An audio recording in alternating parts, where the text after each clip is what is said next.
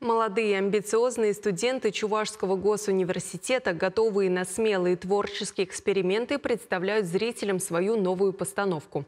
Нашей съемочной группе удалось побывать на репетиции перед премьерой танцевального спектакля «Трудный экзамен».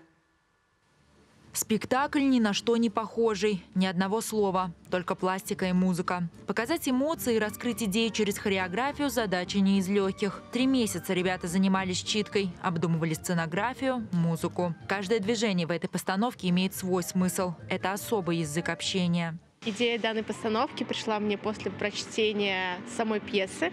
Мы с ребятами собрались с командой и раскинули, как мы и что будем ставить, и приняли решение, что мы будем отбирать хореографию с каждой из наших постановок, которые мы когда-то делали, и получилась в итоге такая красочная постановка с яркими эмоциями, движениями. Несомненным вдохновением стали ребята, каждый из которых вложил свое настроение, свою часть себя.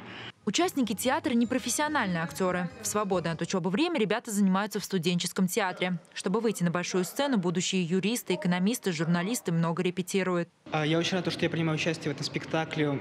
Нам с ребятами все нравится. Мы все в отличном настроении, работаем каждый день, трудимся, ищем сами себе костюмы, выстраиваем свет, звук. В общем, каждый день узнаем что-то новое. Хоть мы и не профессиональные актеры, но все можно объяснить и передать зрителю без слов. Одна из особенностей студенческого театра – артисты в нем и гримеры, и костюмеры, и декораторы. Одни выстраивают сценический свет, другие в этот момент подбирают атрибутику. Так рождаются новые формы спектаклей, далекие от классических канонов. Новаторский подход, необычная режиссура, красочные костюмы, но главное – желание рассказать свою историю так, чтобы ни один зритель не остался равнодушным. Наше направление, оно немножко сложное.